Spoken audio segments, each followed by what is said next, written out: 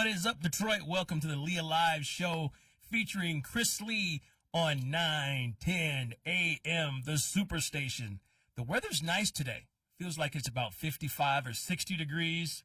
Allegedly, we dodged a bullet last night because all week on every radio station and television station, every weatherman in town was talking about how we're going to get snow.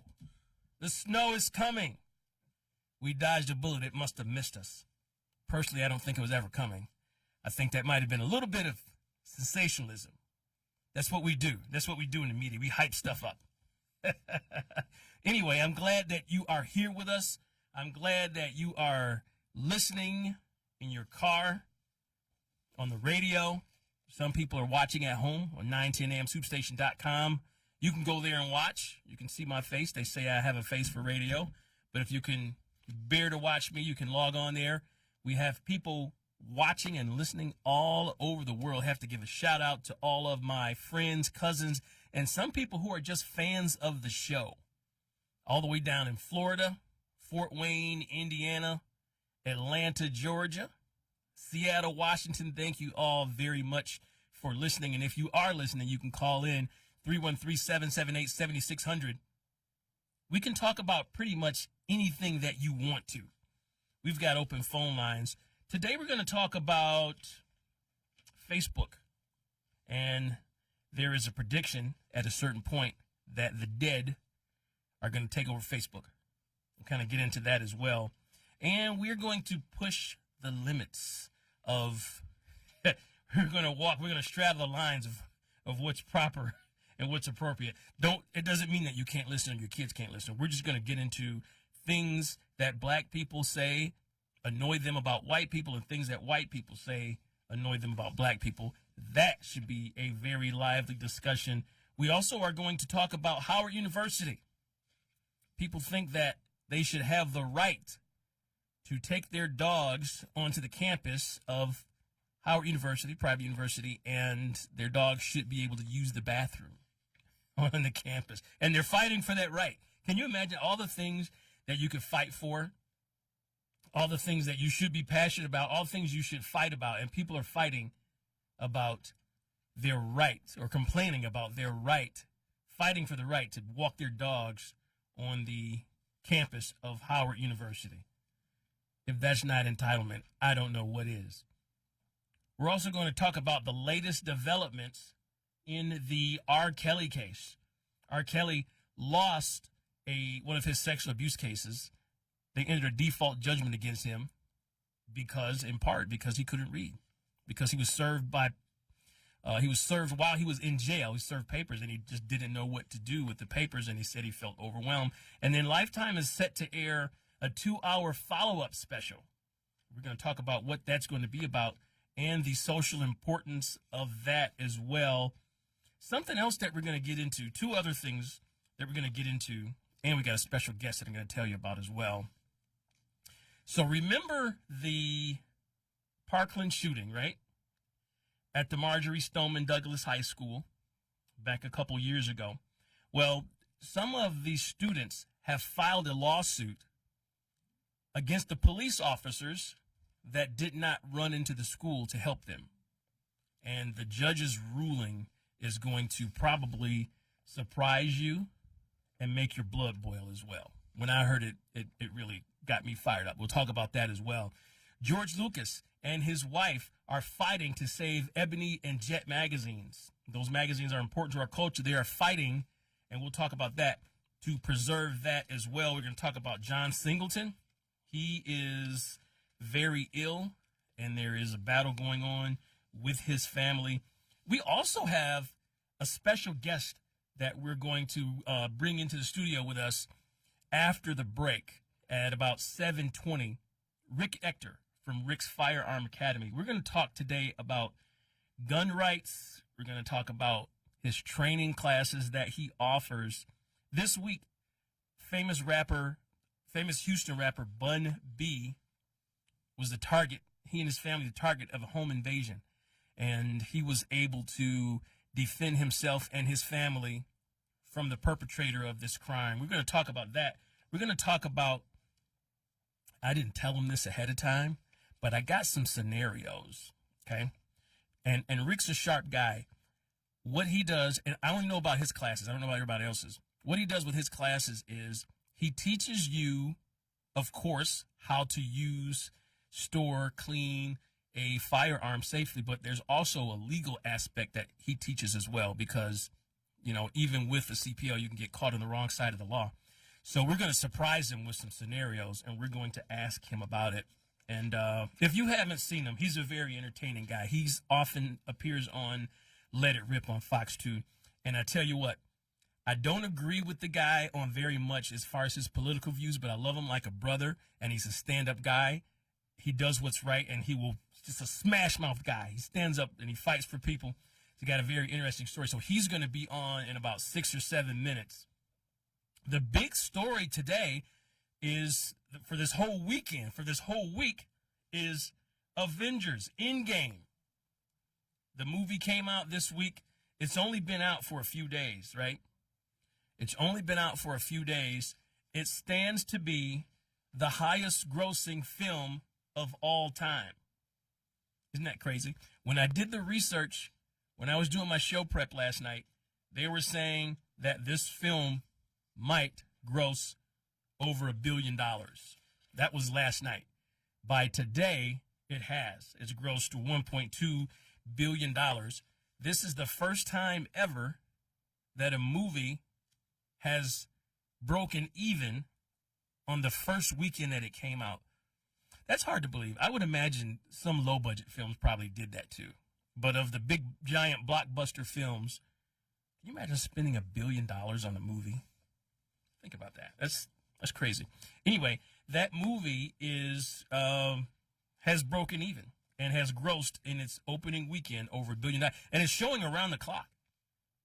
You know, here in Michigan, I know people who have gone to see it at midnight on Thursday night, 5 in the morning, 6 in the morning, sold out. People were buying tickets online like a year in advance. And now, one thing that I don't buy is, you know, they keep saying this movie has broken all the box office records. And this is the highest grossing movie of all times. Well, you know what? Doggone it, it costs $20 to go to the movies. And they keep raising it. Next summer, it'll probably be $25. So I wouldn't really put too much stock in them saying this is the highest grossing movie of all time, because as they raise prices, that's what's going to happen. Those movies are going to be the highest grossing movies of all times. I will say this. The movie-going experience nowadays is way, way better than it used to be. Teenagers nowadays, you don't know how good you have it. If I could hop on my old man soapbox for a moment. Back in the day, back in the 90s, maybe late 80s, I don't remember because it was so long ago. When we went to the movies, popcorn, that was it. Popcorn and a pop. And what's considered a small now used to be a large back then because they didn't want you getting diabetes and stuff like that. Now they don't care. They make a lot of money off of diabetes and stuff that causes cancer, so that's already in abundance. Back then, they hadn't figured that out yet, how they could trick people into making themselves sick. Anyway, I digress. You had metal chairs with a little bit of cushion. You had a real skinny armrest that was about the size of a ruler, and you tried to find your spot in the movie theater where you didn't have to sit next to anybody. And if you sat next to a big guy, you kind of got smashed up and had to lean over, you know. But that's okay because you could get closer to your girl, you know what I mean? And now they got, you know, me and my daughter went to the movies, and first of all, you get to pick your own seat, which is cool. And the seat is humongous, like an easy chair. I go there and I go to sleep. That's not bad. You know, if I miss the movie, that's okay. The $20 that I paid, it was well worth it to sit in one of those fancy reclining. And you can recline the thing all the way back until you're like laying down. That's crazy. That's crazy. But it's crazy cool, though. It's crazy cool. Unless you're a germaphobe. I'm a little bit of a germaphobe. When I sit in those seats, I wonder who sat in the seat before me. Do they shower regularly? Do they wash their hair? Because sometimes I'll throw a hood on. I wear a hoodie to the show so I can lean my head back on the headrest there. That's how I go to sleep. So unless you're a germaphobe, you know, you would think that that's great. And then, for the concessions, my goodness, man, they need to offer financing for that stuff. And like I said, they kind of want to make you sick. So you go in there and I say, all right, can I get a small popcorn? Yeah. How much is a small popcorn? $6. $6. Oh my goodness. How much is a large? $6.20. Same thing with a pop. Let me get a 12-ounce pop. You can get a 64-ounce pop for 3 more cents. And a coupon for a prescription for metformin. Free diabetes with every combo meal. But anyway, you go in there and you get, let's say you want a hot dog or a pop and chips and things like that. Yeah, you need financing for that stuff. Anyway, I don't know how many black people were involved in it or worked on it, but if you are African American, you worked on Avengers Endgame, congratulations to you. And go out and see it. I'm going to go see that movie as well. We are about to go to break, and when we come back, we are going to welcome our special guest into the studio, Rick Ector. Keep it locked in on 9:10 a.m. The Superstation, the Leah Live Show featuring Chris Lee. The Leah Live Show. The Leah Live Show. Yeah, let's get ready. Let the world know. Let's get ready for the Leah Live Show. Yeah. Latest news and the latest views. Should keep you woke, ain't no time to snooze. Let's get ready. Let the world know. Yeah, it's time for the Leah Live Show. The Leah Live Show. The Leah Live Show. On your radio. We all love fried food. But the problem is all that excess oil and fat can cause you to become overweight. Well, now there's the Cook Light Aero Fryer, an amazing kitchen miracle that uses air to fry instead of oil. So you can have the same delicious flavor and crispiness of deep frying using little or no oil. Get that deep fried taste and crispiness with up to 70% fewer calories. Enjoy crispy, delicious fries with little or no oil. Guilt-free onion rings, cheesy and delicious mozzarella sticks. Call now and bring the Cook Light Aero Fryer into your home, including the Cook Light Aero Fryer recipe book, the unique patented dual tray, air frying mesh basket and tongs, and stainless steel extender ring. You'll get it all for 5 easy payments of $29.95. Be one of the first 500 callers and get this 13-piece knife set, a $175 value, yours free. Try Cook Light Aero Fryer for 30 days. If you don't love it, send it back. But keep the 13-piece knife set as our gift to you. Order in the next 10 minutes and we'll include free shipping. Call now or go online to air2fry.com. That's air2fry.com. I knew I could get myself out of this. I just needed some hope and some help. I took the first step to recovery when I made the call. Since 2014, Addiction Hope and Helpline has answered calls for recovery and treatment 24/7, 365 days a year. If you're depressed, drinking, using drugs, or taking pills, call now and talk to someone who cares. I had problems just getting to sleep, drinking and using pills every night. I feel like I'm losing control. I'm afraid I'll lose my job or even my family. Most insurance covers substance abuse. You can get back on track. Call now for hope and help with proven gentle recovery programs. I never thought that I could be somebody who didn't drink and use drugs. I have something to hold on to for strength. I'm in recovery, getting the help I need. Call 800-379-4799, 800-379-4799.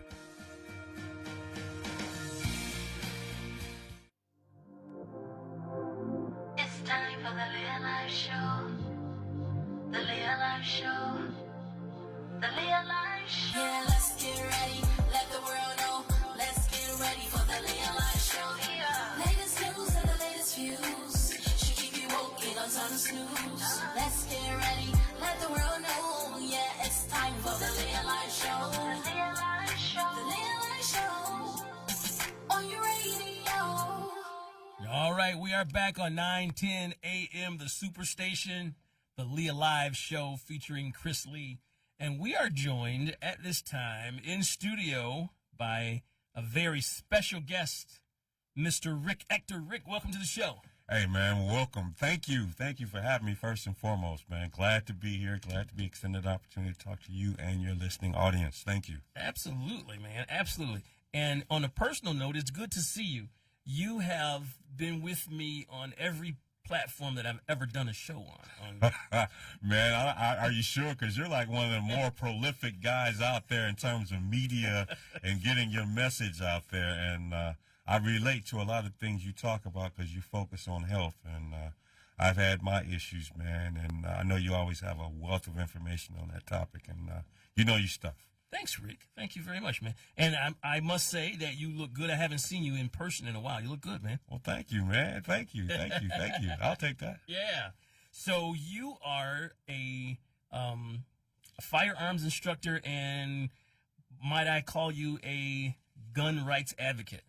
That would be an apt description, yes. Very apt.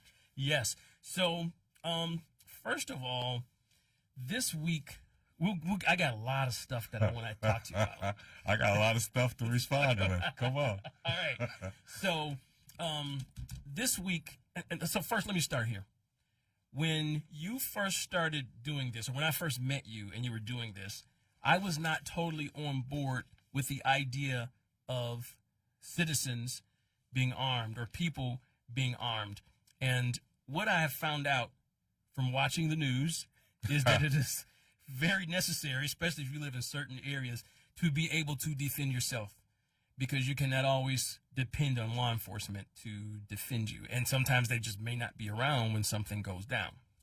The other thing that caused me initially to disagree with you was media programming. There's a lot of media programming that takes place when it comes to gun rights. And something that everyone listening needs to understand is when you hear opinions on various television programs, radio programs, on CNN, on Fox News, whatever, remember, anybody who has a microphone in their face that is on your television or on your radio, for the most part, has an agenda, regardless of what they are reporting. The media used to report the news and just give you the news, but now everybody has an agenda. These television outlets are owned by major companies who push an agenda. So I implore you to listen and make your own decision based on what you think is best for you and your family. That's my disclaimer for this discussion. That was an apt description, man, because you know what? I wasn't always an enthusiastic supporter of guns, gun rights, and citizens arming themselves to take on a more active role in their personal protection. Literally, I had to have some stranger, well, actually two strangers, bad guys, people I never knew, who shoved a gun in my face as I was leaving my garage after parking my car coming home from work, who introduced me to the concept of a need to take on a more active role in my personal protection. So I get it. You know, there's a lot of things that people talk about that's not necessarily true, and it's pure propaganda. But if you're serious about protecting yourself and protecting your family, it's definitely something to look into. Indeed. So this week, rapper Bun B, one half of the Underground Kings, he and his wife were the target of a home invasion. A gunman entered their home, accosted his wife. Bun B heard a commotion. He came downstairs, and he exchanged gunfire with the man, shot him in the shoulder. He left his gun. He ran off. That's kind of the Cliff Notes version. Kind of walk us through what goes through your mind if that happens, the decision-making process, the legality of it. Was it legal because the person was in his home? I know, and they have different gun laws in Texas, a lot more lax in Michigan. You know what? This is a side note. I've spent I spent 2 weeks in the last couple months in Texas, a week in Houston and a week in Dallas. And when I was in Texas, you would go to the bar, and outside of the bar, they said your gun must be in a holster. You cannot enter this establishment unless your gun is in a holster. Yeah, man, Texas is its own special place. And if you know your history, Texas actually used to be its own republic and be its own country, but we're not going to go way into that. But yeah, man, you were expressing an interest to talk about this whole Bun B situation, and we'll relate that to if anything of that nature happened here, you know, in Detroit or Metro Detroit, you know, in the state of Michigan.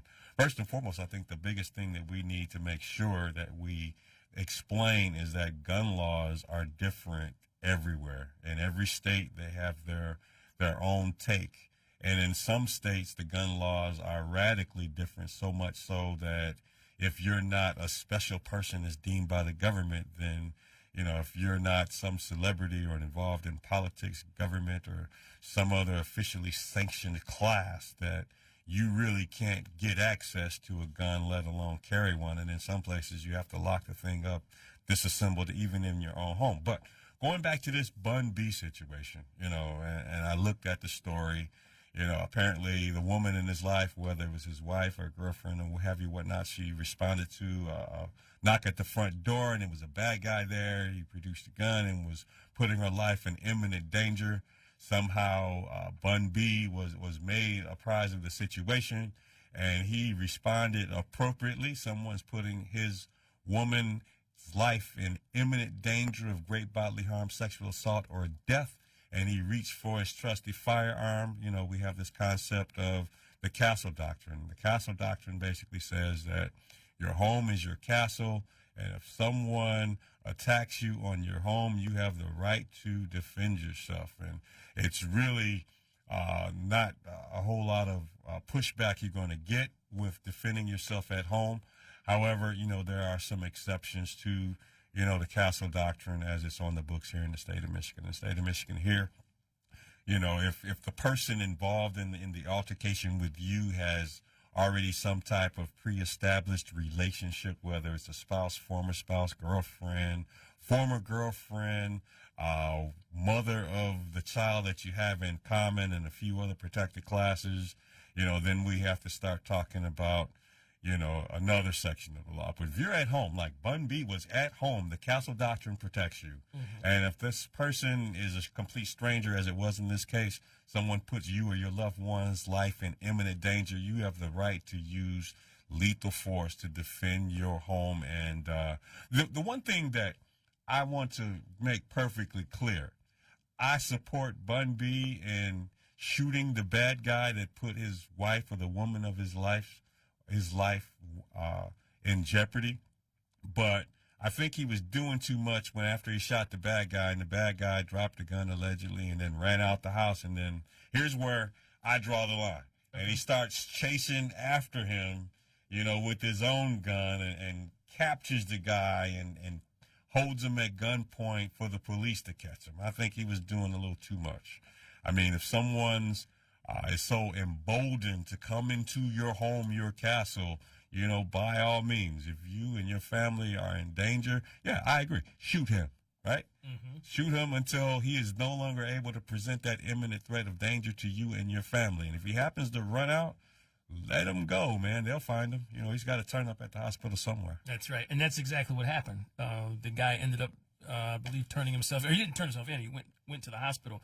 Now, how do you dial it down if you're in a situation and you get all amped up? Because I know if I was in that situation, it could be very easily to get amped up. I mean, adrenaline is real, man. If you've ever had an adrenaline dump, man, and there's some other weird things that go along, physiologically with your body. And I know you're very knowledgeable about the human body and how it responds to various stimulus, man. But you're talking about your vision is compromised, you get tunnel vision, your heart rate speeds up, and your ability to process external information is compromised. But you know what? You just have to find a way to dial it down if you're at home and someone attacks you in your home and they take off.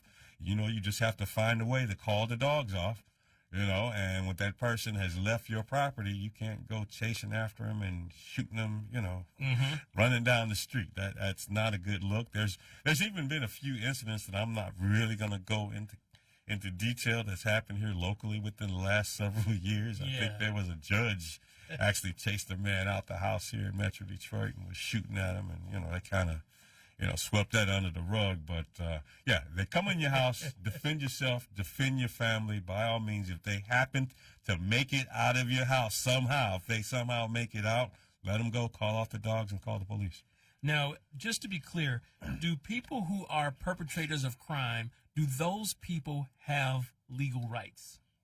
Do the people who commit crimes have legal rights? Bad guys. I mean, everyone in this country has rights, but I don't know if there's any particular rights that kick in when you're a criminal in the active a task of invading someone's home and committing a home invasion, armed robbery, and God knows whatever other things you have in mind. But I would not, as the homeowner, as the resident of that property, be concerned with that individual's right. His rights, as far as I see it, end as soon as he comes into my threshold, with a gun and imperiling the life of me and my family. And that's what I would think too. And so but it seems like there's so many instances where people, as you mentioned, sometimes do too much or go overboard and then end up themselves getting charged with a crime. For me, that just doesn't, in my mind, it just doesn't add up. Well, like I said, unless there's some special pre-existing relationship that exists, we're talking about a complete stranger coming into your home, it's automatically presumed that they create an imminent threat of great bodily harm, sexual assault, or death. And yes, here in the state of Michigan, you are authorized to use lethal force. Now, that's rebuttable, by the local prosecutor, and the burden is theirs. I mean, it'd have to be something that's way over the top where they say, well, wait a minute. For example, let me just pick something really strange and just so far over the top. Let's say, I don't know, at what age do most people learn how to walk? Maybe 16 months or so? Sure. A 16-month-old just happened to stroll in through your front door and you go, my God, a 16-month-old toddler child. He didn't have permission. Imminent threat to my safety. Let me shoot this 16-month-old baby. I mean, it has to be something so over the top where it's just clearly wrong. But able-bodied criminals strolling through your house with a gun, creating an imminent threat of great bodily harm, sexual assault, or death to any of the occupants, shoot them. Now, what if they have not entered your home yet? So let's say you are a senior citizen and someone is beating on your door, not in a knocking manner, but beating as in they're kicking in your door. At what point is it legal for you to let them have it? Well, I would not, and basically in a way, you're kind of, in a general term, fleshing out the big story with the Renisha McBride story. Remember that case, Ted Wafer, that whole thing where, depending on what version of the story you believe, she was out of it. Maybe she might have been drinking or whatnot, but somehow she ended up on his front door. And, apparently, depending on what version of the story you believe, she was making such a ruckus on her front door. And then all of a sudden, Mr. Wafer somehow shoots this woman who's on his front porch. And obviously, once they did the investigation, they couldn't see how or determine how she created a threat to anyone that was in that home. And, at the end of the day, the jury, found him guilty. So. Yeah. All right. Now, I've got a couple scenarios that I want to present to you, and I want you to give me your opinion and maybe how you would have reacted if the person reacted. Okay, the hypotheticals, man. Hypotheticals, yeah. Wow, okay, man. Wow. If there's something that needs to be clarified or, that we need more information, I'll definitely give my opinion as to what those things are. I mean, and I'll tell you this. For the sake of disclosure, I am not a criminal defense attorney. I am not a lawyer. I'm not giving the law. I'm just telling you from my understanding of the statute and of lethal force as it exists here in the state of Michigan currently. This is what my take is on it. So go right here. And some of these are real, actually, but I don't know the outcome of them or what happened to these, and some of them are still in court. So in Detroit, a woman shoots a man. This happened just a couple days ago. A woman shoots a man attempting to steal her car. She told police that she heard some noises outside of her house. When she went to look, she found this 49-year-old man attempting to steal her car. They started fighting, like they got into a physical altercation. She ended up firing at least one round, hitting the man. And the police say that she is not a CPL holder. Outside of the house, not a CPL holder. Man, there's a lot of things that are in that story. I mean, here's the first thing that I'm going to say. In the state of Michigan, you cannot use lethal force to protect personal property. So if I say that and you're at home and you happen to notice someone breaking into your house, per se, you can't, just start shooting at someone to defend your car. Now, if you happen to be in the car as if you're using it, you're getting into it and getting out of it, that could be a carjacking, which is totally different because it's not the car that's at risk, it's your life that's at risk. So, but see, in this story, as I understand it, and as you have recapped it, she, and correct me if I'm wrong, she didn't just start blasting when this guy was attempting to run off with her car. Apparently, there was some type of altercation. Now, there's nothing that would prevent someone from seeing someone attempting to take their car and getting out of the house. You know, okay, do you really want to do that? Because you're not guaranteed to win a gunfight, but nothing legally preventing you from leaving your house. So you decide, okay, I'm going to leave the safety of my home and I'm going to go confront this person who's attempting to who's attempting to steal my car. Okay, so now there's a confrontation that's there. And depending on the actual circumstances of that face-to-face confrontation, I mean, the exact details of exactly what happened and when, then we'll start talking about whether her actions were justified or not. There's some people who would give the opinion that, hey, it's just a car, you know, let them run off and take it. And there's other people that say, hey, I have a job and I work too hard. Car insurance here in the city of Detroit is off the chain, and I need to protect what's mine.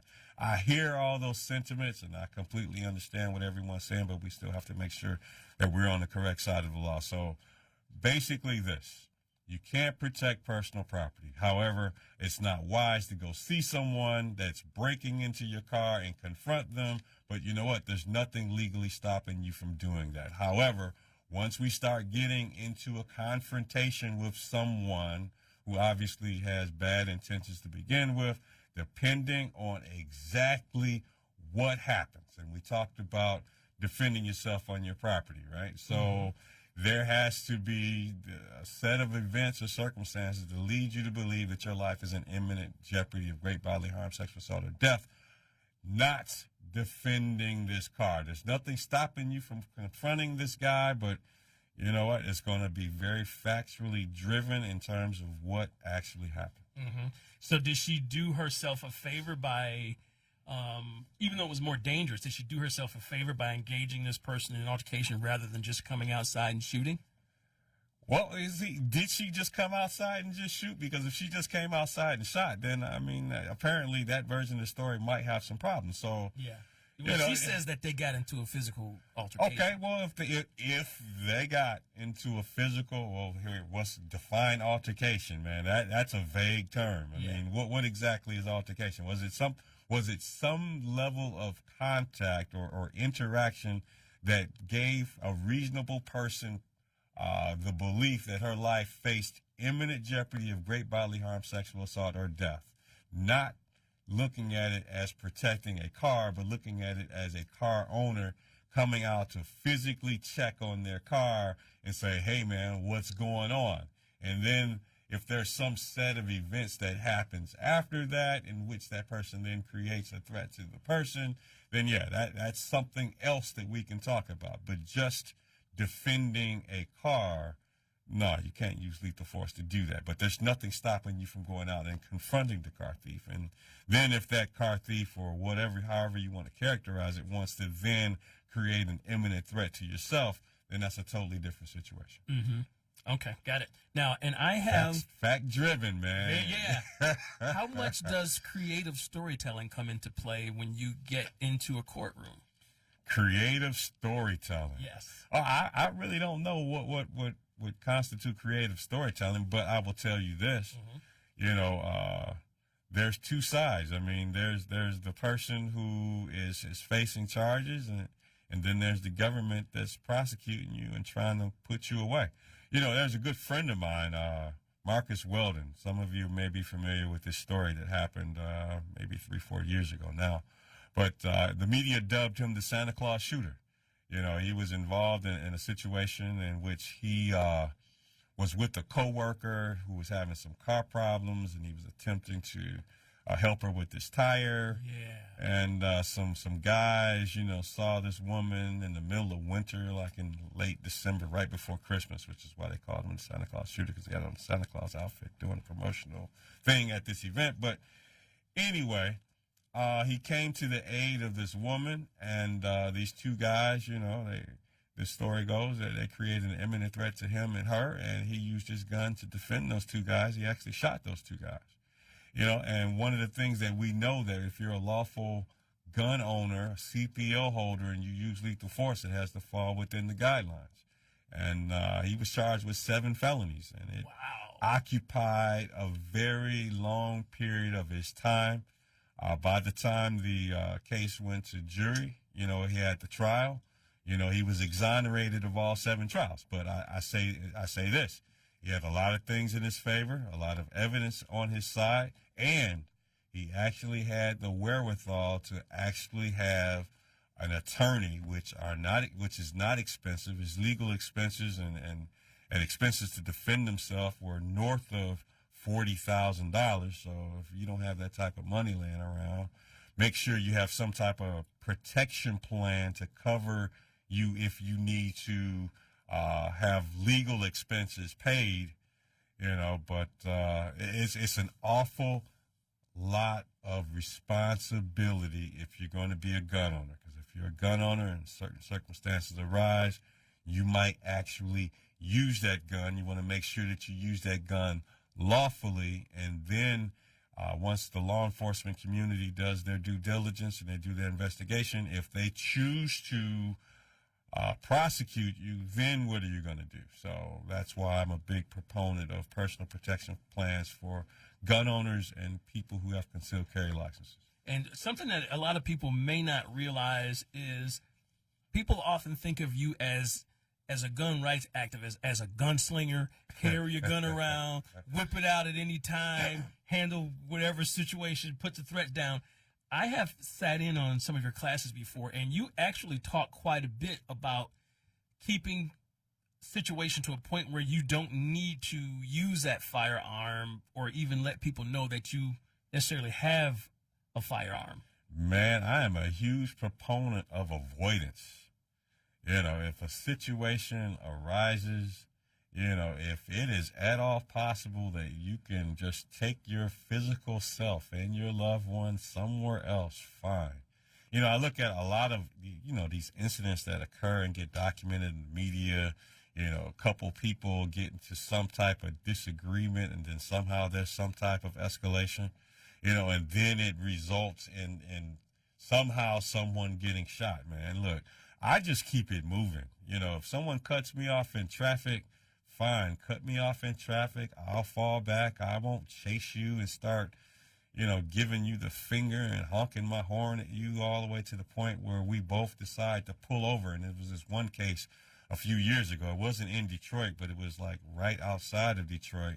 These two guys got into a road rage incident in separate cars, and what they did was they pulled over to the side of the road, and they each pulled out a gun and mutually killed each other. Wow. They literally killed each other over a road rage incident. So here's the thing, man. It's a huge responsibility. Using your firearm is only covered under a very narrow band of circumstances. The law is expecting you to be responsible, and I concur.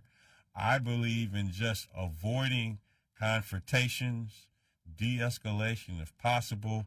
Just remove yourself from that environment, and we won't have a situation that someone gets shot, man.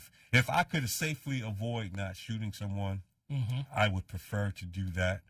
But by the same token, if there's no reasonable solution, man, if someone creates an imminent threat to my safety, such that I suffer potentially reasonably great bodily harm, I don't think anybody's going to ever be able to rape me, but if somebody's tried to kill me, you know what? I'm going to do what I have to do to protect myself, and we'll deal with the consequences afterwards. And, of course, I have a personal protection plan with firearms legal, and we'll let that shake out where it may. Nice. Now, Rick's Firearm Academy, tell us a little bit about the classes, and the classes for women, because I think that is something that is like extremely, extremely important. Just kind of give us the It is, overall. man. It's extremely important. And, firearms trainer, I offer classes on an ongoing basis for people who have an interest in taking on a more active role in their personal protection. You come in, you take the course. There's a legal expert there to actually tell you what your duties, rights, and responsibilities are under law, and we actually teach you how to shoot. And while we're talking about women and guns and shooting, I want to plug a huge event that I do every year. It's now in its 8th iteration. It's going to happen on Sunday, May 19th. What I am going to do, I'm going to attempt to break my own world record of training women how to shoot a gun. If you're a woman out there and you have an interest in learning more about guns, I'm going to teach you how to shoot for free. Last year, I trained 700 women in one day how to shoot a firearm. Wow. We'll give you a range safety briefing. You'll be one-on-one with a firearms trainer at a local gun range. And on this one day, we're going to do it on Sunday, May 19th, but you got to register starting Sunday, May 12th. We will take care of everything. You will have one-on-one with a firearms trainer. A gun will be provided to you, free ammo. We have some giveaways. You know, Gun Owners of America, they're giving everyone baseball caps. I mean, we're going to have everything. It's going to be a great event. This event is in its 8th iteration, and I can't wait for this thing to occur this year. Want more information, catch me on social media. I'm on Facebook. My name is Rick Ector. I run Rick's Firearm Academy of Detroit. Facebook.com, Detroit CCW, and you'll see all of the other stuff I do with CPL classes and teaching people how to take on a more active role in their personal protection. Yeah. And you also teach people how to become instructors. Yes, I am a training counselor with the National Rifle Association. So if you've been a CPL holder, or even if you're not a CPL holder, you're fairly knowledgeable and experienced with owning a firearm and using a firearm, yes, I can train you to be a firearms instructor.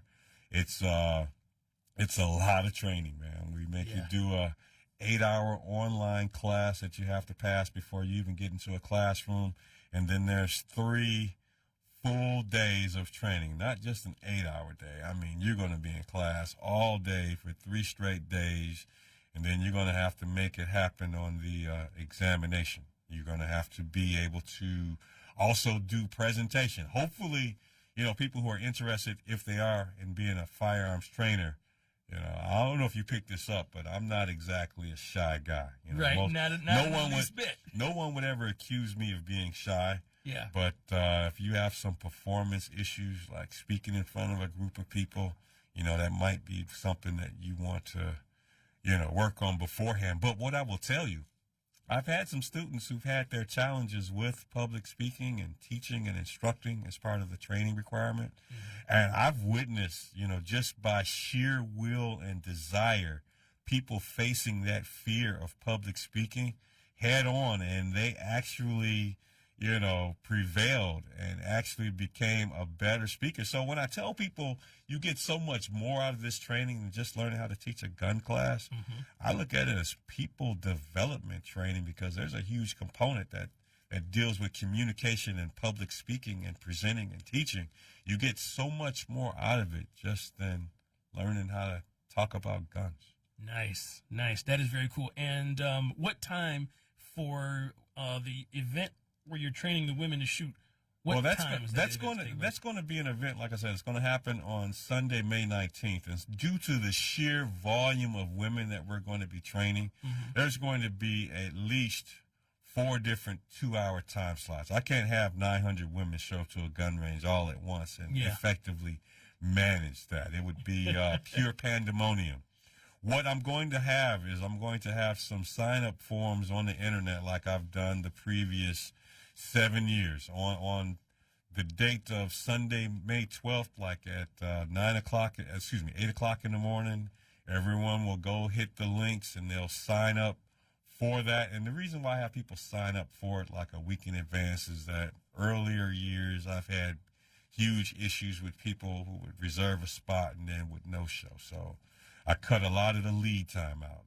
The registration is going to open on Sunday, May 12th, starting at 8 o'clock. And then we're going to keep that thing going until 900 slots are taken. I might even throw a few extra just to pad the eventual number of no-shows that we get. But when I say I want to train 900 women how to safely operate and use a firearm at a gun range, one-on-one with a firearms trainer, I actually want to train 900 women minimum. If I do 901, even better. I don't want to train just 800 or 825 or 850. I want to train 900 women how to handle, load, discharge a firearm at a gun range under the one-on-one supervision of a firearms instructor. And I want to make that happen through sheer force of will. I want to train 900 women how to shoot a gun. I like it. I like it. I am so glad that we were able to do our part to get the word out for that. This is exciting. I think Thorough really going to show up at that This is event. my Super Bowl every year. This has started off from like the first year I did this, man, like 8 years ago.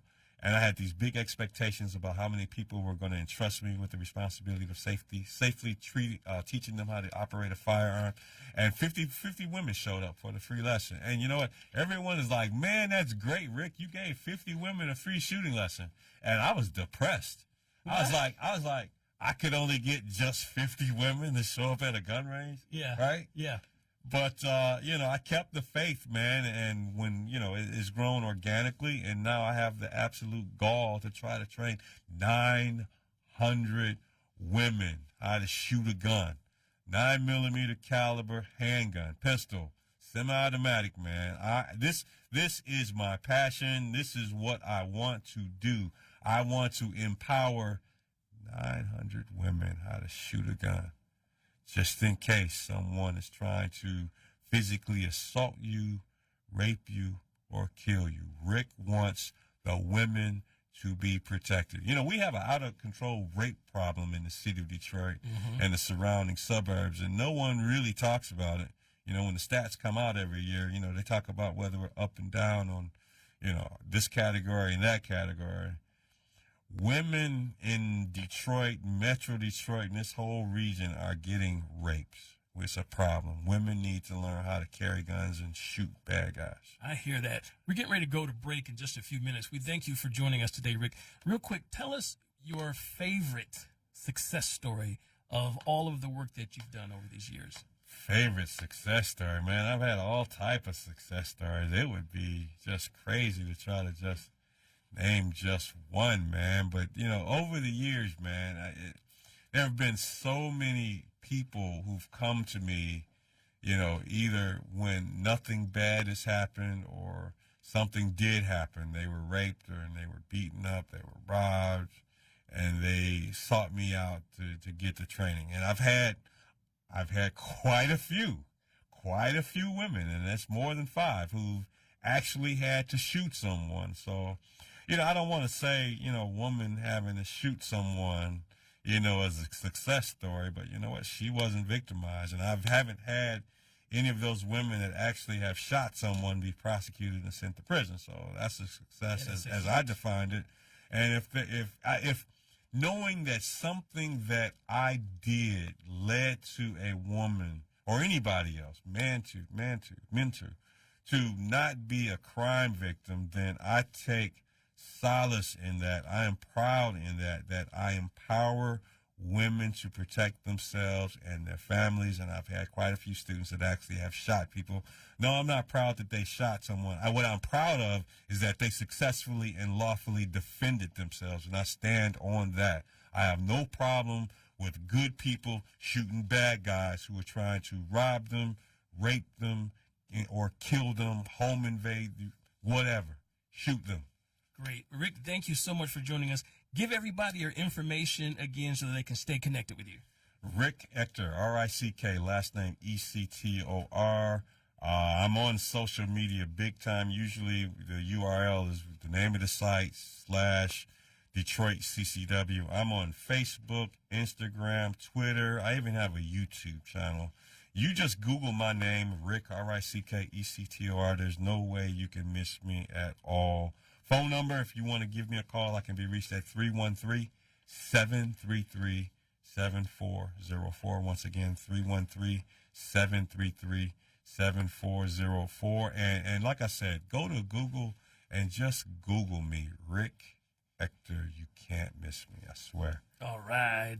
Thank you once again for joining us, Rick. I love you like a brother. Keep doing what you're doing. I love got you your back, man. We've been buddies and friends for years, Yeah, man. yeah. No, have we known each other 10 years or more? It has been 10 years. Yes, it Man, we used to do all the, those public speaking events Exactly, and things yeah. and the self-improvement component things, man. Uh-huh. Man, you all don't know. I really know this guy.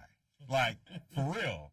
This is my brother, man. I appreciate you having me on your show. Absolutely, man. Absolutely. Anytime. And I look forward to seeing you at the event on May the 19th. I will be there as well. Women have to sign up on May 12th. Hit me up on Facebook. I have an event page sign up. Join that page. Click I'm interested, so you'll get that link, on the 12th, and you can all sign up. I'm going to sign up a ton of women because I'm giving out free shooting lessons. And I'm giving stuff away. Free gun locks, free baseball caps, given by the Gun Owners of America, and a whole bunch of other stuff. You got, like the women, hundreds of women before you, you're going to enjoy it, and you're going to make lifelong friends with fellow participants who are there. All right, Rick. Thank you very much once again. Rick from Rick's Firearm Academy. Check him out on social media. We got to go to break. We'll be right back. Keep it locked in right here on 910 AM, the Superstation. For the Leah Live Show. The Leah Live Show. The Leah Live Show. Yeah, let's get ready. Let the world know. Let's get ready for the Leah Live Show. Yeah. Latest news and the latest views. Should keep you woke on time to snooze. Let's get ready. Let the world know. Yeah, it's time for the Leah Live Show. The Leah Live Show. The Leah Live Show. On your radio. Greetings, this is Camelia Landrum, your Executive Director of the Detroit Branch NAACP, inviting everyone to join us on Sunday, May 5th at 5 p.m. at Cobo Conference Center for our 64th annual Fight for Freedom Fund Dinner. There is no other gathering of its kind that brings together so many who are committed to fighting for civil rights and social justice. This year, our keynote speaker is United States Senator Kamala Harris. For tickets, tables, and sponsorships, please call 313-871-2087. Hi, I'm Joan London with A Place for Mom. Over the years, we've helped thousands of families find senior care, and today's senior living communities have never been better, with amazing amenities like movie theaters, exercise rooms and swimming pools, public cafes, bars and bistros, even pet care services. And nobody understands your options like the advisors at A Place for Mom. These are local expert advisors that will partner with you to find the perfect place and determine the right level of care, whether that's just a helping hand or full-time memory care. Best of all, it's a free service. Call today. A Place for Mom. You know your family, we know senior living.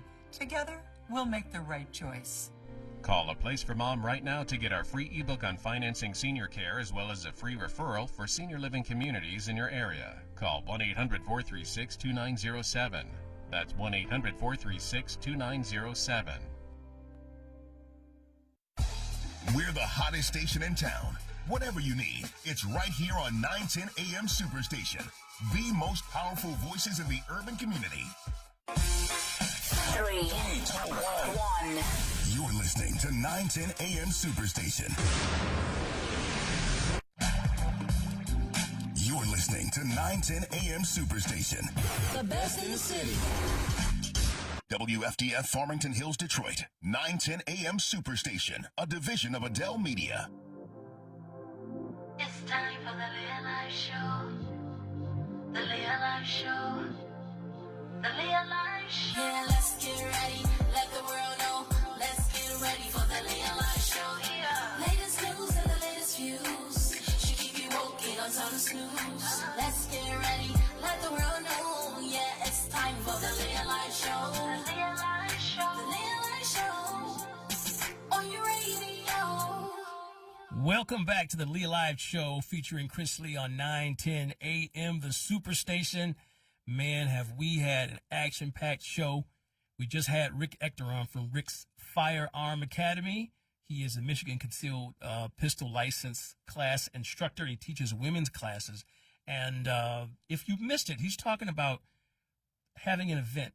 He's not talking about having an event. He was talking about the event where he's going to train 900 women on how to safely use and discharge a firearm. So if you are interested in that, I'll be posting this on the show page for the Leah Live Show. as well. And just nowadays, you can just Google people.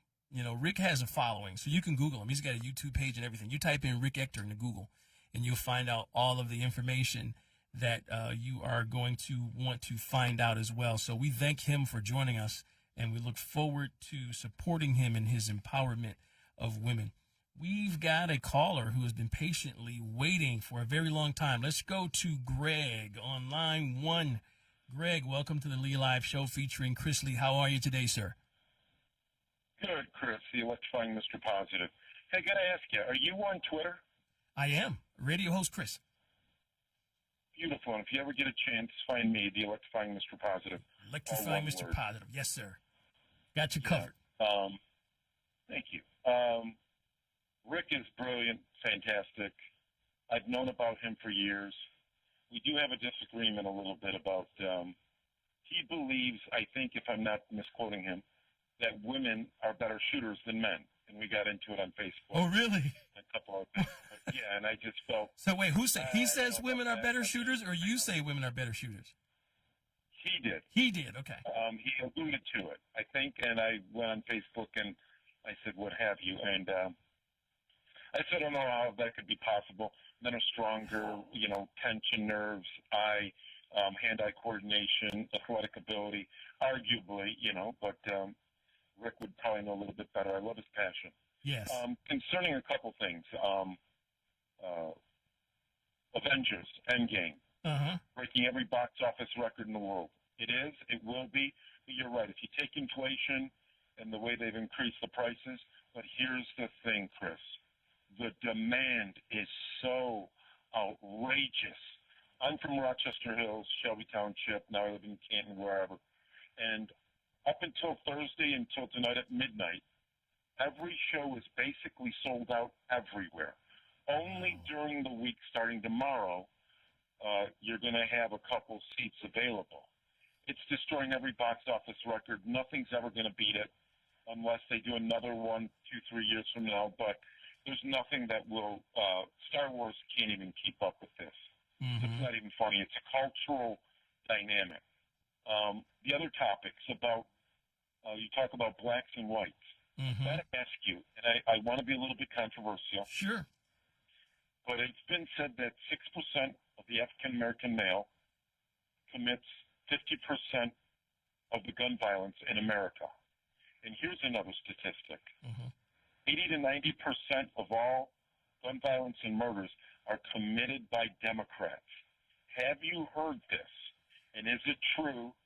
And is it a possibility? Also, you said, what bothers me? We talk about Black Lives Matter, White Lives Matter, blah, blah, blah. We talk about taking down statues. Why is it that the African-American community doesn't get upset about the black-on-black crime? It's so prevalent that that's what they got to be standing up for. That's what they got to be starting to fight for. Black-on-black crime is arguably the worst crime, the most consistent, the most statistically, when it comes to gun violence, than there arguably is any other crime that there is. Maybe rape or maybe armed robberies. But when you're talking about murder and gun violence, have you heard these statistics? And does it bother you, being a very nice gentleman who says his face is made for radio, which I highly doubt, but you're a very handsome man. You know, there's so many topics that you've been over with, and as I'm sitting there and listening to Mr. Ector, ECTOR, Rick, and he's fantastic.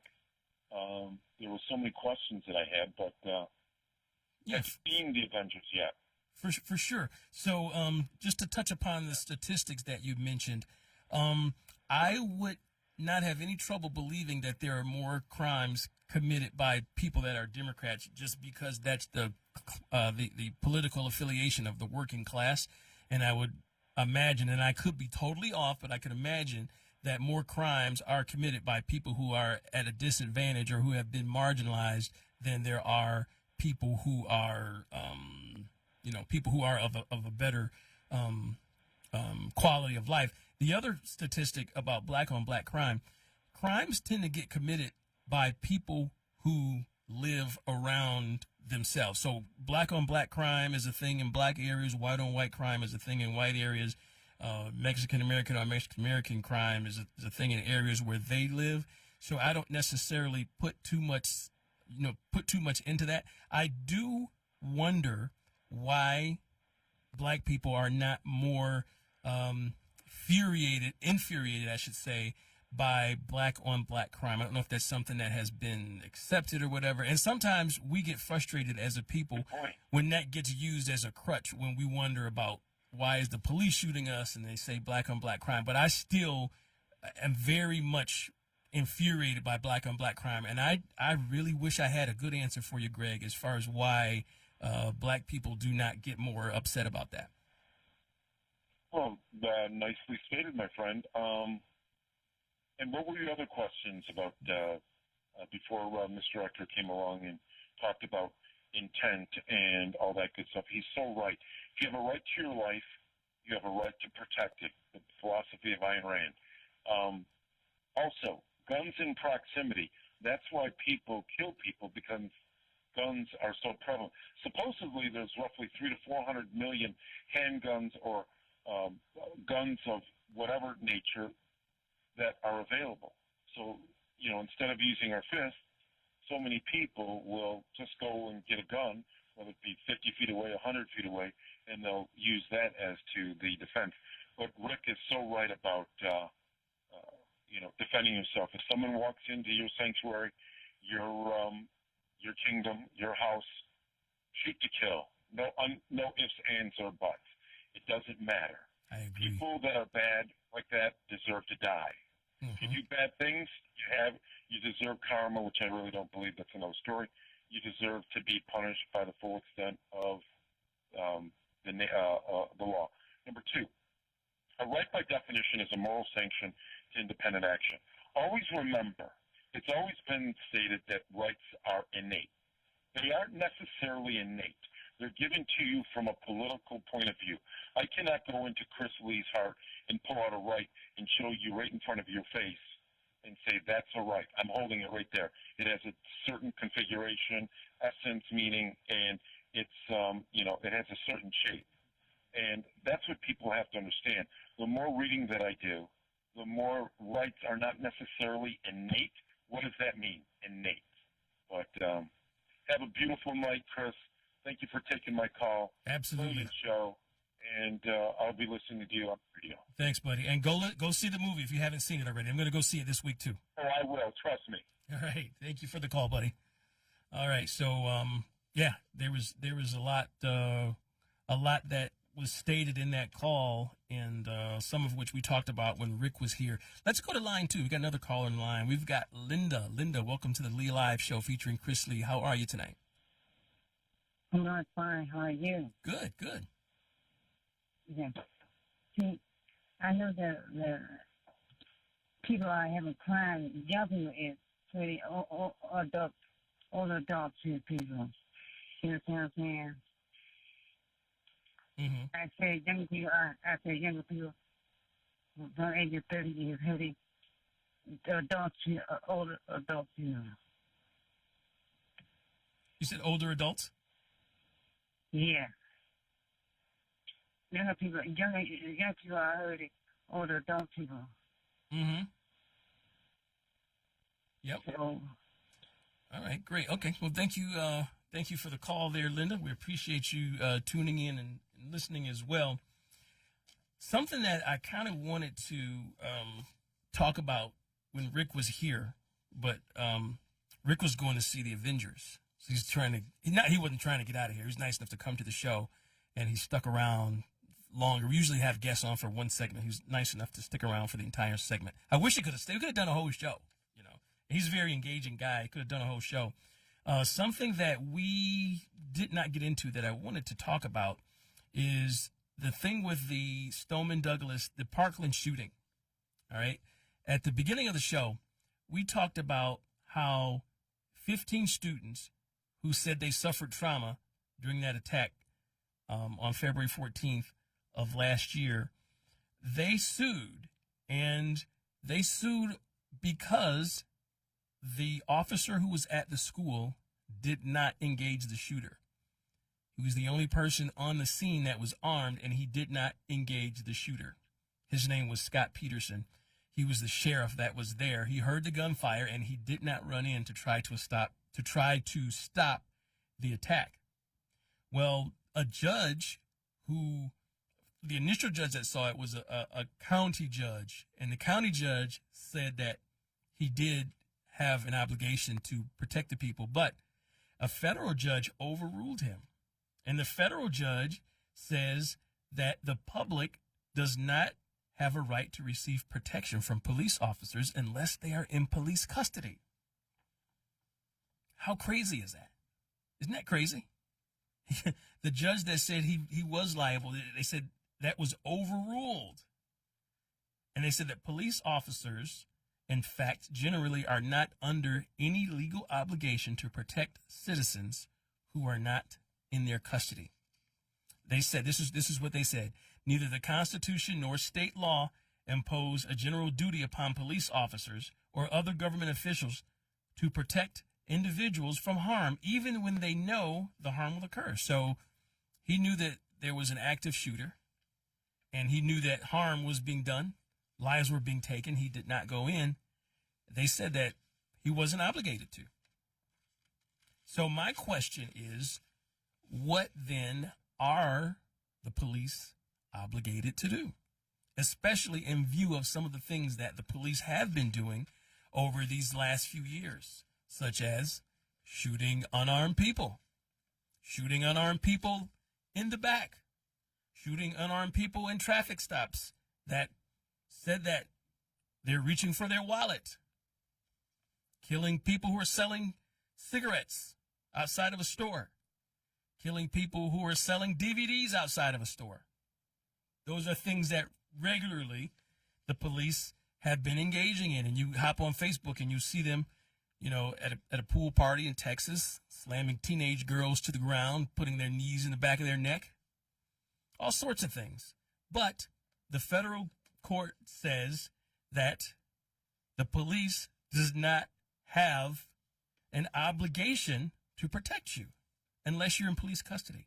And when they say police custody, what they're talking about is a prison, a jail, or a mental institution. Now, they said there are exceptions. One of the exceptions that they gave as an example, when a crossing guard who is specifically assigned to protect children traveling across the street allows a child to get run over while, say, for instance, the guard is being distracted by a smartphone. The crossing guard is in a special relationship with the children in the law's eyes. That word special relationship came up. So when an officer has a special relationship with people or acts to enhance the risk of harm, the officer can be liable for the resulting injury. That's what they said under the state negligence laws. But they said that Mr. Peterson, because the county said that Mr. Peterson had a special relationship with the students and the staff member of the school because he was specifically assigned to offer them protection. But the federal judge overruled that. And they've got video footage that shows Mr. Peterson, again, the only armed officer at the school, staying outside waiting for backup when shots could be heard exploding from inside of the school. He launched a code red. He called police. I'm sorry.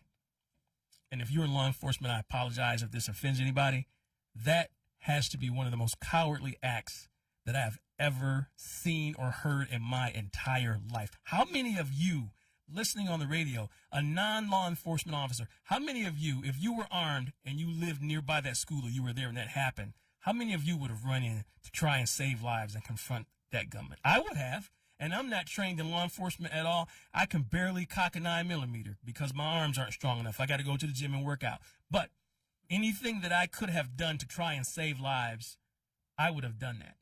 And to me, that says a lot about Scott Peterson, that he heard someone in the school shooting, and he stayed outside. And he was not the only one either. When other deputies got there, they did not have bulletproof vests. They were waiting either for someone to bring them bulletproof vests or for someone with bulletproof vests to arrive. Cowardly acts. Let's go to Rod on line one. Rod, you are on 910 AM, the Superstation with Chris Lee. How are you? Hey, how you doing? Good. Hey, I called in. I was, down, in the man's cave, shaving, and I heard you talking to this guy, citing all these statistics about Democrats do more killing than such and such, and, black-on-black crime and so forth. And I wonder, how did you what statistic or what fact does he have to substantiate that? Do you think that when Dylan Roof went in that church and killed those people, that they asked him was he a Democrat or Republican? Do you think that guy that shot all those people up in Las Vegas, was he a Democrat or Republican? Do you think that the guy shot up that nightclub in Miami, was he a Democrat or Republican? That was absurd. That was absurd. They don't ask you when you commit a crime, whether it's murder or breaking into the house, what is your political affiliation?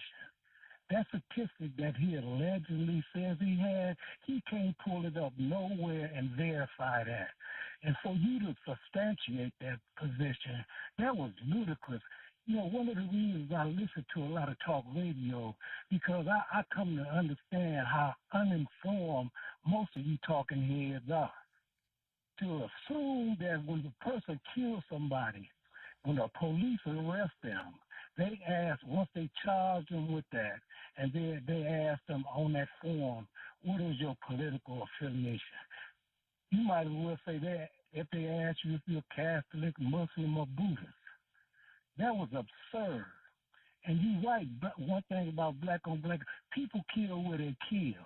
The statistical rate is like 90% for people of color and about 85% or 83% for white people. The only reason black on crime is allegedly such a statement is that because black crime is reported more than white crime is. Mm-hmm.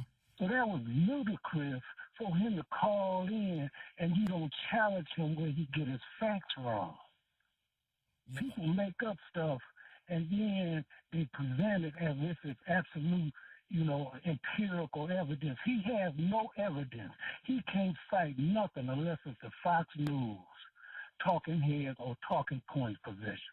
So thank you for letting me make my call. Absolutely. And that was ludicrous. Yep. That was ludicrous. Thank you for the call, Rod. Just had to jump in there because we're getting ready to go to break. I don't think, Rod, that they ask people their affiliation, but they usually, when someone commits a crime, they go through with a fine-tooth comb through their Facebook and Twitter and all that stuff and kind of gather information about that. But you were absolutely right. That kind of is kind of a ridiculous statistic there. But thank you very much for the call. As I mentioned all the time, you've got a platform on the Leah Live Show to express yourself, and that's exactly what Rod did. Thank you for the call. We are going to go to break. When we come back, we're going to talk about the latest in the R. Kelly case and more. Keep it locked in on 910 AM, the Superstation. It's time for the Leah Live Show. The Leah Live Show. The Leah Live Show. Yeah, let's get ready. Let the world know. Let's get ready for the Leah Live Show. Yeah. Latest news and the latest views. Should keep you woke, ain't no time to snooze. Let's get ready. Let the world know. Yeah, it's time for the Leah Live Show. The Leah Live Show. The Leah Live Show. On your radio. The day you lose your strength is the day you lose your independence. Muscle is lost with age, affecting your energy, balance, and mobility. Before you know it, you're depending on others just to get through the day. But you can reverse and prevent muscle loss. Introducing MyoHealth, a revolutionary proven approach to increased muscle strength and function in as little as 30 days. Live life on your terms with more energy and confidence. After a serious health issue put me down, MyoHealth's getting me back up again. I'm doing activities that I haven't done for a long time. It really works. MyoHealth is a safe, natural dietary supplement, the result of decades of research and 24 human clinical studies. You can live stronger at any age with greater strength, mobility, balance, and energy. Call or go online now and take the MyoHealth 30-Day Strength Challenge. So, you've decided to go to college. That's cool. So, pop quiz. Which is a better way to earn your degree? Commute to college and fill your gas tank, get stuck in traffic, drive in bad weather, try to find a parking space, walk a half mile to class, or learn online at Independence University. In the park on a bench, on the beach on a towel, or on your couch with your kid. Your campus is wherever you want it to be. You don't go to college. College goes to you. That's independence. That's Independence University. You schedule classes around your schedule, and all your supplies, including a brand new laptop and tablet, are included with tuition. At Independence U, you'll learn from professional instructors with real work experience. You'll get personal support in school and employment assistance when you graduate. Get your degree, but keep your life. That's independence. That's Independence University. So if you're really smart, you call now. Call 1-800-556-7791. Independence U for an independent you. Call 1-800-556-7791. It's time for the Leah Live Show. The Leah Live Show. The Leah Live Show. Yeah, let's get ready. Let the world know. Let's get ready for the Leah Live Show. Yeah. Latest news and the latest views. She keep you woke, ain't no time to snooze. Let's get ready. Let the world know. Yeah, it's time for the Leah Live Show. The Leah Live Show. The Leah Live Show. On your radio. All right, we're back on 9:10 a.m., the Superstation, the Leah Live Show featuring Chris Lee. If you've been hanging with us, we've had a great show since 7 o'clock. We had Rick Ector on. We had we've talked about the Parkland shooting and how cowardly those cops were and how the court system backed them up for not going in to fight. And we're going to talk now a little bit about the latest developments in the R. Kelly case. Now, before we get into these developments, remember when he had the thing with Gayle King where he went on a CBS morning show and pretty much had that meltdown? Well, Saturday Night Live recently had a skit about that where they kind of made fun of R. Kelly and made fun of the interview. Before we get into the latest developments of R. Kelly, let's listen to a clip of that. This is from Saturday Night Live a few weeks ago. And then I started what's the word? Starts with a Q. You mean cult? Yeah, that's it. Right. And why do you think people are saying that about you? Probably because it looks like I have a harem of young girls and I started a cult. Look, I made a lot of mistakes in my life. Maybe I can't read or write or math. But I'm still a person. I put on my pants one sleeve at a time just like everybody else. What about the Lifetime docuseries that interviewed numerous women, family members, and your former tour manager, all saying the same things? It's 10 o'clock in the morning, and I'm talking to Oprah's friend. If I can just get through this, everybody gonna love me again. Robert, the docuseries. All right. These people made a 6-part documentary about me. 6. That's almost 10. And not one of them said a nice thing about me. They made it seem like I was the devil. I'm not the devil. And even if I was, you can't think of one nice thing to say about the devil? I can. Nice horn. So that was that. I love that clip. Regardless of what you think about R. Kelly, you know, we got to take all of this with a grain of salt. And, you know, a lot of that was tongue in cheek. But some of the things that they said, you know, when they were making fun of R. Kelly and saying that, you know, he doesn't know how to read and, you know, his cognitive abilities, thinking might be a little bit skewed, you know, even though they were making fun of him, that kind of was true. You know, the latest developments this week, R. Kelly lost a sexual abuse case after failing to show up to court. He says that he was overwhelmed. And he says that it was his learning disability. This is his lawyer. His lawyer filed papers. His lawyer said that R. Kelly suffers from a learning disability that adversely affects his ability to read. He said, in essence, he cannot read. So let's take this all together. And I'd love to hear your opinion on this, too. 313-778-7600. Speaking of R. Kelly, he said his lawyer said that he doesn't know how to read, basically, and he was overwhelmed. This was his first time being in jail. And I can't imagine what that would be like, especially for someone of the stature of R. Kelly. to suddenly find yourself behind bars. I'm not saying that he should or shouldn't be behind bars if you've done something wrong, most definitely. And this was actually while he was incarcerated for not paying his child support. So, and I don't know if this was a setup or not. This might have been a setup. His lawyer said that he could have been served a bunch of different ways. His lawyer said that the other attorney knew how to get in touch with him. He could have served R. Kelly at his home. He could have served R. Kelly at the office of his lawyer, but instead they served him while he was incarcerated on his child support case. And so R. Kelly, basically, he wasn't really cognizant of what the motion fully meant. He did not understand what was going on. So, you know, he just didn't worry about it. And so a default judgment was entered against R. Kelly. And there is a hearing that is set for next month to determine the damages. His lawyer's trying to fight it. I don't know what happens. Usually, with a default judgment, usually, you know, you've lost. If you didn't show up to defend yourself, then you have lost. Also, they are going to, Lifetime is going to air a 2-hour follow-up to the special Surviving R. Kelly. This one's going to be called Surviving R. Kelly, The Impact. And it's going to come on next Saturday at 10 o'clock Eastern and Pacific on Lifetime. It's going to be a 2-hour follow-up special hosted by Soledad O'Brien. Again, Surviving R. Kelly, The Impact. And this highlights the impact that the documentary has had on our culture globally, how it has elevated the conversation on sexual violence and what it means to be a survivor. And again, that's going to come on next week, next Saturday. This is interesting. It's interesting because it seems to be, so when the Neverland stuff came out, that was a money grab, in my opinion, from HBO. And what Oprah did, that was all a money grab. This appears to be a little bit more objective. You know, the documentary itself, I don't know. A lot of people have seen it. A lot of people have different opinions on it. Some people say that it's one-sided. It doesn't present both sides. Some people ask the question of, you know, why did these people wait so long?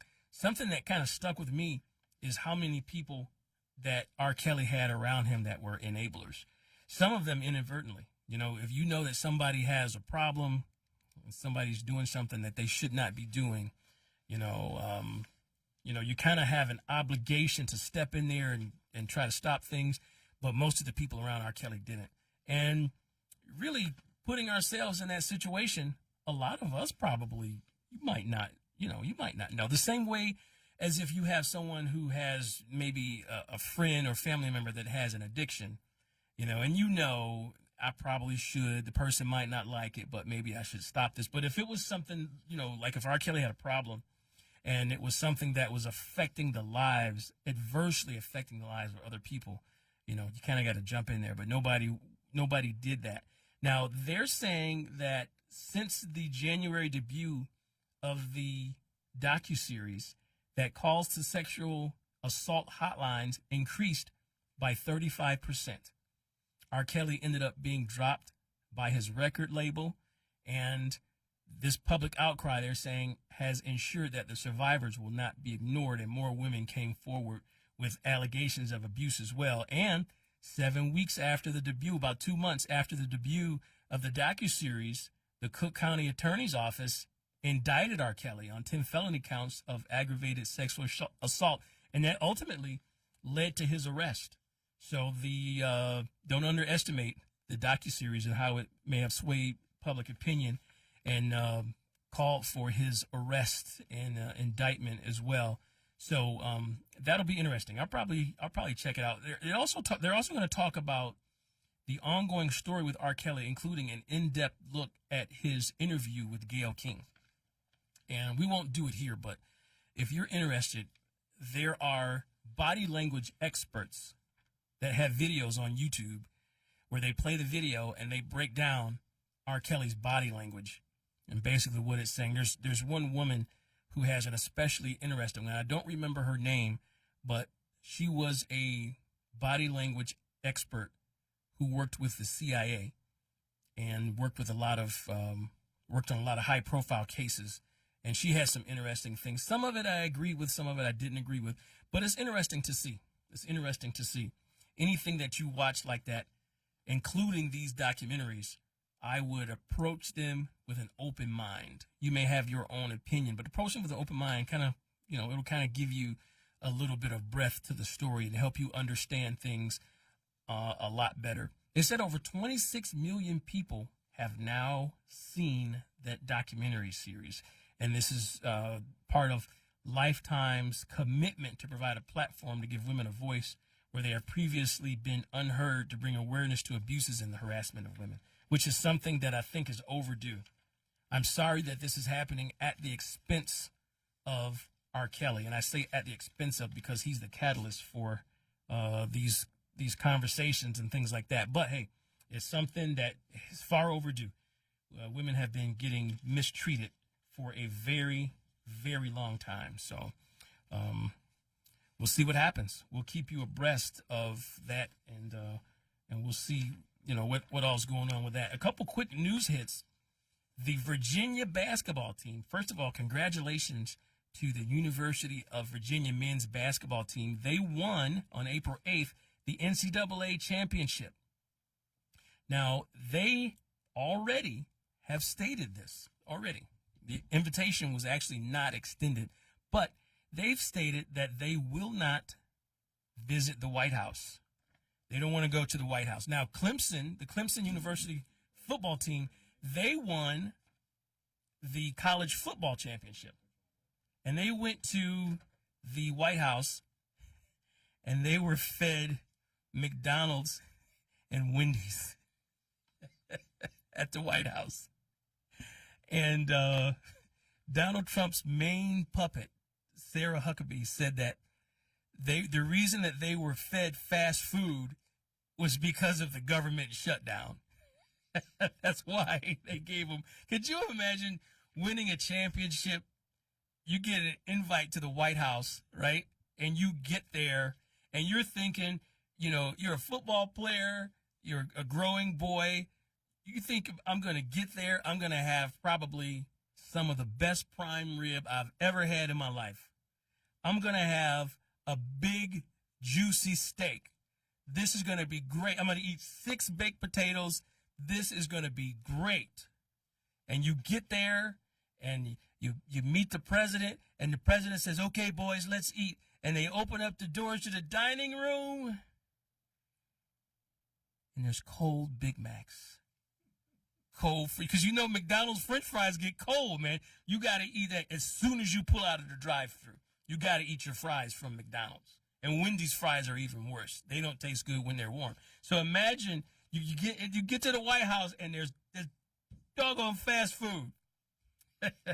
and the football players were graceful about it. They were like, well, we were just glad to be here. We eat McDonald's all the time, so this is cool.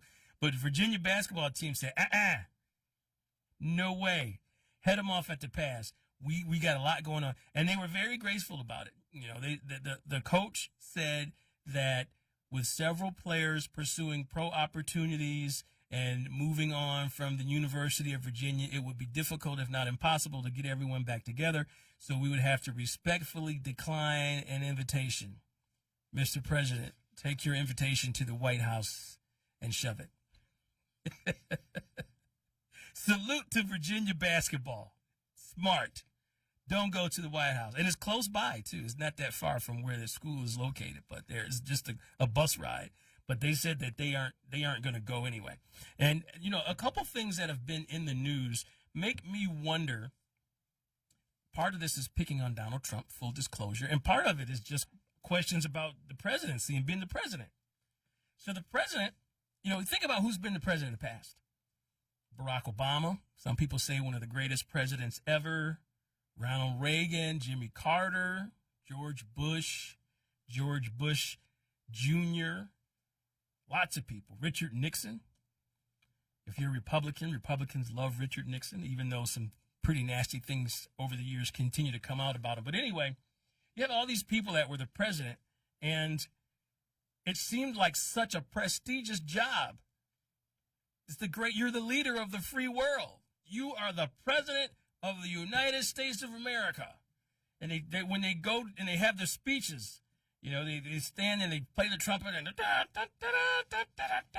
ladies and gentlemen, the President of the United States. Now that we have Donald Trump as president, I'm starting to question all of this as pomp and circumstance. And the reason why is because of the way that the president spends his time and the fact that key positions in his cabinet, no one has those jobs, or they'll get those jobs.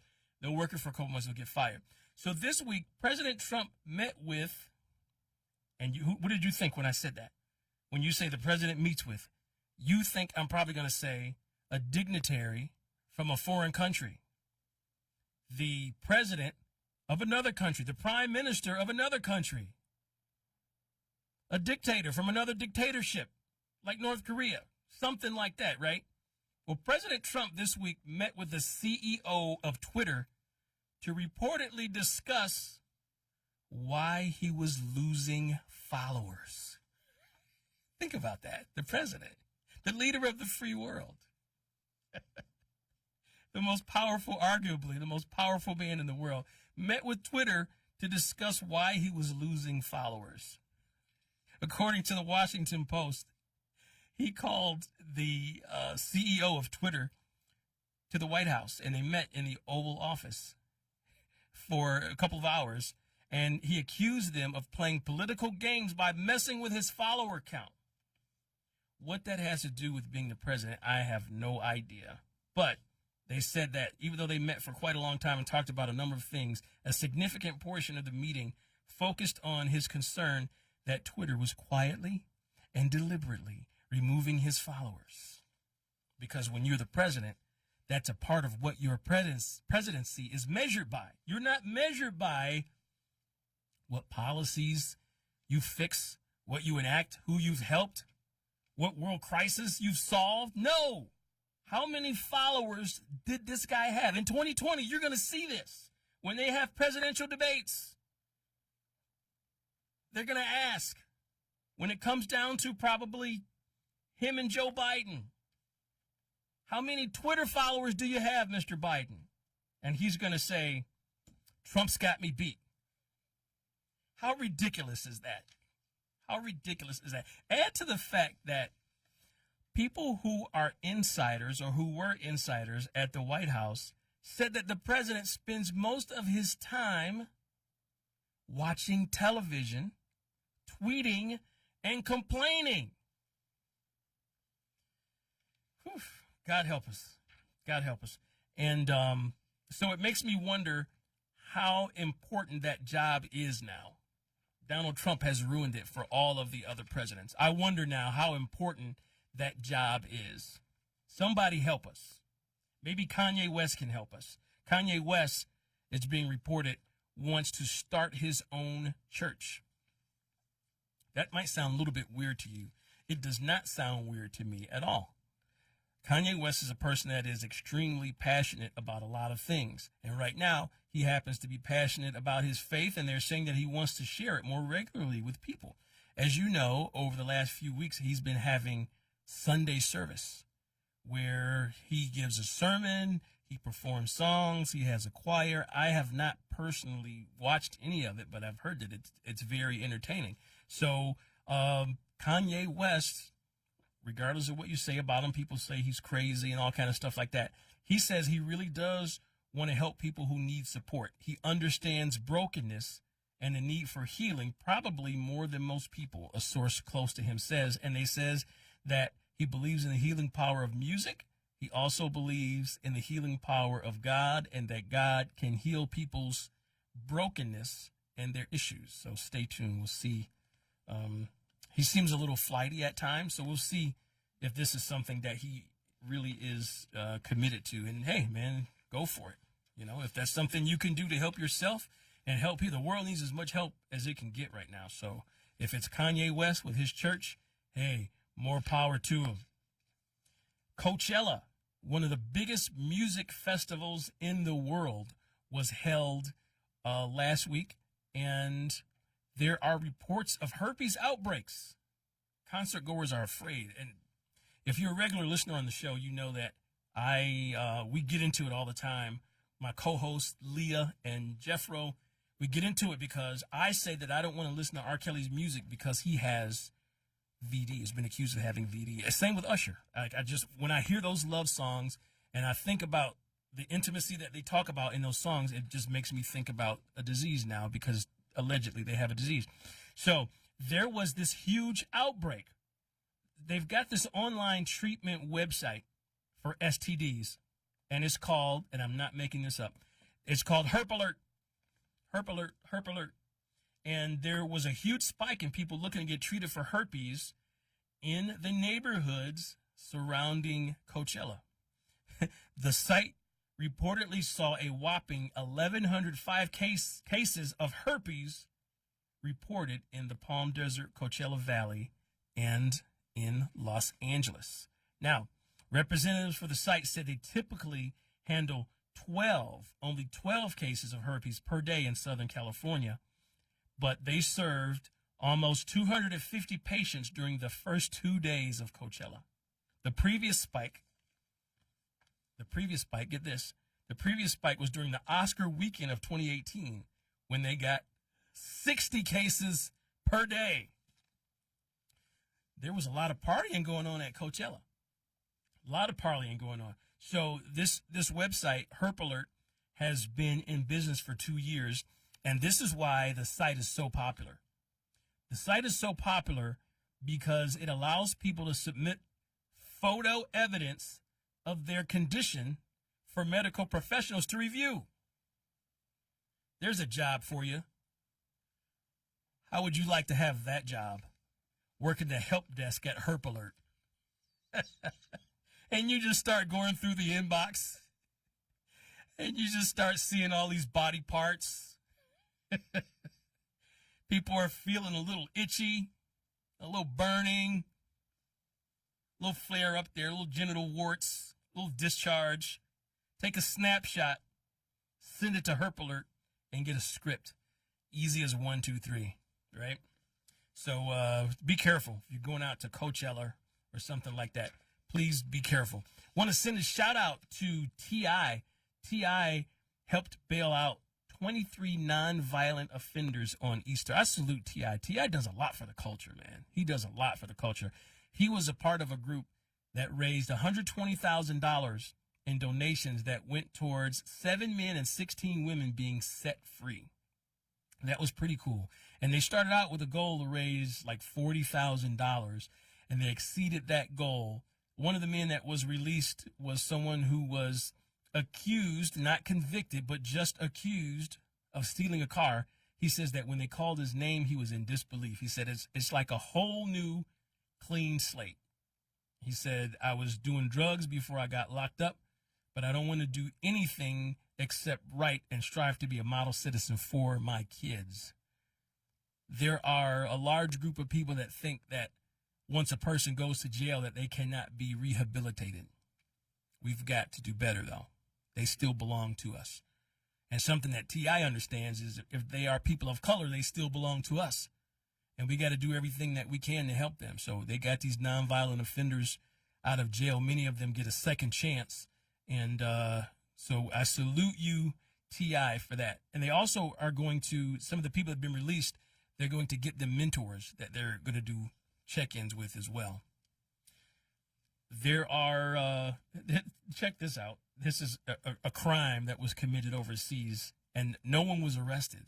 I wonder why. And this, again, has to do with the Avengers, the movie. So this guy, I don't know what possessed this guy to do this, but this guy went to see the movie, this guy in Hong Kong, and when he left the movie, there was a long line of people waiting to get in to see the movie.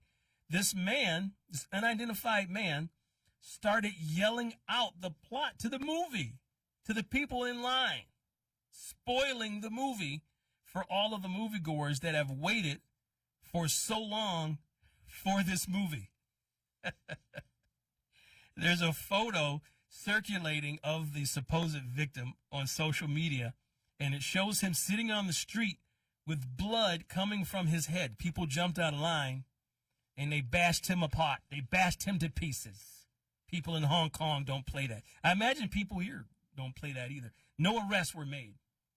There were no arrests made. The police probably didn't care about that. So don't do that, especially if you are in Hong Kong. Don't do that because people will beat you up. And that part of the reason that I'm going to go see it as soon as I can is because I don't want the movie spoiled for me. I'm a Star Wars guy, and when I think it was the Han Solo or the Last Jedi or something, some jerk from a different, not this radio station, some jerk from a different radio station gave the ending to the movie because he hates Star Wars. Oh, I'm still mad about that. I still don't listen to that station. And really, there's no other reason to listen to any other station besides 910 AM, the Superstation. But I promise you, I won't be giving away any movie spoilers. But I am going to go see the movie this week. Our engineer went to see it. He said it was great. He said that it's 3 hours long, but you don't notice because it's very fast-paced. And this is like the culmination of like 20 different movies. And I've got a very diverse group of friends. People of different races, ages, sexual orientations, geeks, dorks, nerds. I was talking to one of my friends, and you know, when you ask your geeky friends something, and I just wanted a quick answer, and the guy gave me, this whole soliloquy. I said, "Hey man, if I'm gonna go see Avengers Endgame, what movie should I watch before?" And that was it. I set him off for like 40 minutes. He was like, so you want to see Thor 6? Because in Thor 6, there's a guy in that movie that makes an appearance, a cameo, in an Infinity Warriors. And then you want to see the Hammer of Thor Part 3, because that goes along with the comic book, and it ties those pieces together. And you want to see Doctor Who and Doctor Strange. You want to watch those back to back. And just going on and on and on. I said it's the culmination of 21 movies. He told me to watch all 21. You want to watch Iron Man 5, Captain America, The Dark Shield, Avengers Infinity, Black Panther Returns, Empire Strikes Back. So I'm going to go see that movie. Just based off the fact that I don't want it to get spoiled for me. I don't want that movie getting spoiled for me. All right. Shout out to George Lucas and Melody Hobson. For those of you who know, everybody probably knows who George Lucas is. George Lucas is the creator of Star Wars. George Lucas married a very beautiful black woman by the name of Melody Hobson, in case you did not know. Yes, he has a black wife. They are seeking control of the Ebony and Jet archives. Let me tell you why that's a thing. Because a few weeks ago, Johnson Publishing Company filed for bankruptcy.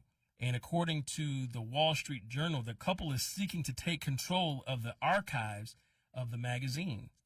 Now, the archives of the magazine contains thousands upon thousands of historic photos, recordings of African American people, culture, and events. Those two magazines contain roughly 70 years of the documentation of African American life. Which is just a lot of, you think about over the last 70 years, we're talking about everything that happened with the civil rights movement. We're talking about, and they have photos of all of this stuff, Dr. Martin Luther King, his funeral, Rosa Parks, Muhammad Ali, Langston Hughes, Maya Angelou. They also have photos taken of Emmett Till's funeral back in 1955, along with many, many, many more things. How these fell into the hands of the court, a court-appointed trustee has control over it right now. What happened was they used the archives, which was once appraised at $40 million. They used the archives of Ebony and Jet as collateral for a $12 million loan. However, that loan has been in default. And so now those archives are uninsured. And so the company's assets, as mentioned, were placed in control of a court appointee. So, man, I'm glad that somebody has taken up the mantle, somebody that has the money to fight this. has taken up the mantle to try and get this. So hopefully, you know, and you think about those magazines, they represented the pinnacle of success. I can remember as a kid reading Jet magazine. And for different things, these magazines meant different things to different people. But for Jet magazine, the Beauty of the Week, it's the first place I went when I got a Jet magazine, Beauty of the Week. And then they had the music charts in the back. You got to remember back then, we didn't have the internet. So you didn't know outside of what was being played, you know, in your city.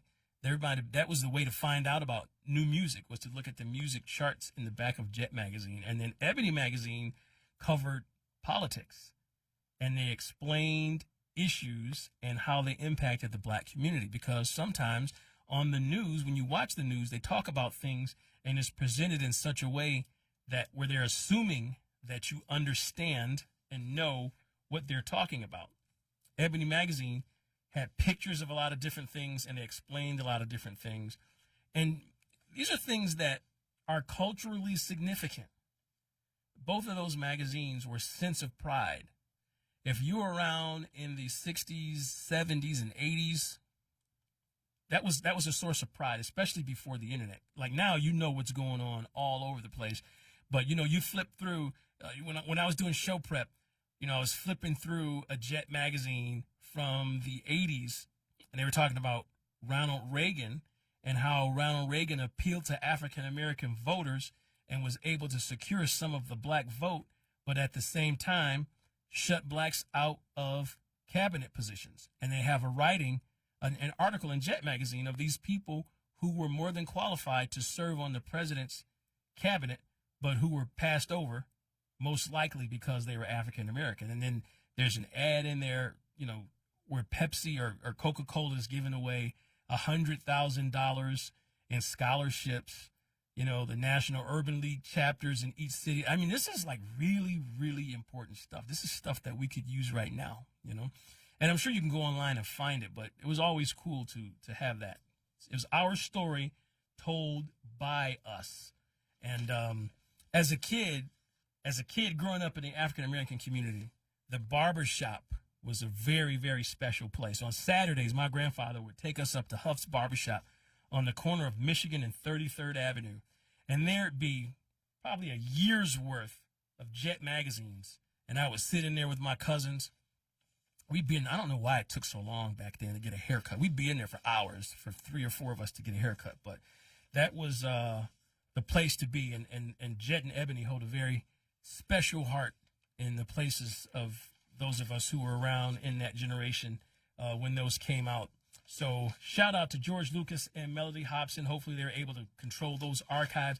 We are just about out of time, but thank you very much for everybody that listened in and for everybody that called in. The good times are going to keep going. That's right. Keep it locked in right here. Michael Imhotep is next with the African History Network radio show. Very, very good radio show. Thank you for listening to this show, the Leah Live Show featuring Chris Lee. We'll be back next week. Thank you for joining us. You've been listening to 910 AM, the Superstation. It's time for the Leah Live Show. The Leah Live Show. The Leah Live Show. Yeah, let's